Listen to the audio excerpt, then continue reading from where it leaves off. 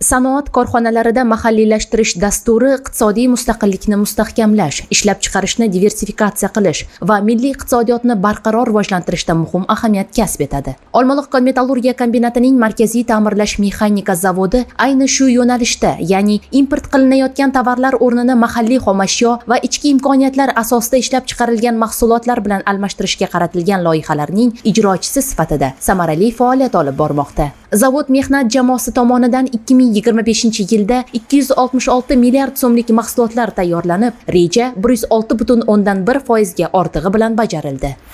Ayni kunlarda zavodning quyish, temirchilik payvandlash, mexanika yig'uv sexlarida ikkinchi mis boyish fabrikasiga qarashli hududda barpo etilayotgan, yillik quvvati 5 million tonna ma'danni qayta ishlashga mo'ljallangan yangi sanoat majmuasi uchun zaruriy barcha uskuna va qurilmalar tayyorlanmoqda. AGMKda ikkinchi mis boyish fabrikasiga melnitsa yasayapmiz. Barabanlarini 4,5 ga 6 2025-yilda iyun oylarida boshlangan. 2026-yilga 2 dona 4,5 ga 6 baraban bajarish mo'ljalda bor. 2,7 ga 3,6 barabanimiz bor.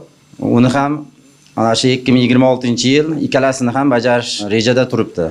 Bu barabanlarimiz, valslarimiz bor. Stanoklarimiz o'sha yordamida listovoy prokatlar asosida yasaladi. Flanks, abichayka, svarishklarimiz bor orada, payvandlovchilar, gazda kesuvchi ishchilarimiz bor. Hammasi bo'lib 8 nafar ishchi bilan yasaladi.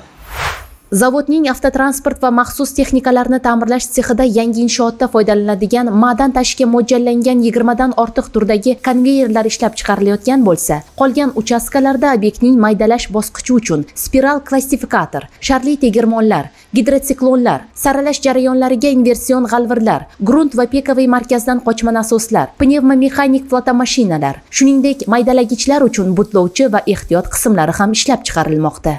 Ta'kidlash kerakki, yangi fabrikaning barcha texnologik agregatlari markaziy ta'mirlash mexanika zavodida yasalishi rejalashtirilgan. Bu o'z navbatida import xarajatlarini qisqartirish orqali Olmaliq kon-metallurgiya kombinati uchun iqtisodiy samara keltirib, barqaror rivojlanishga zamin yaratadi.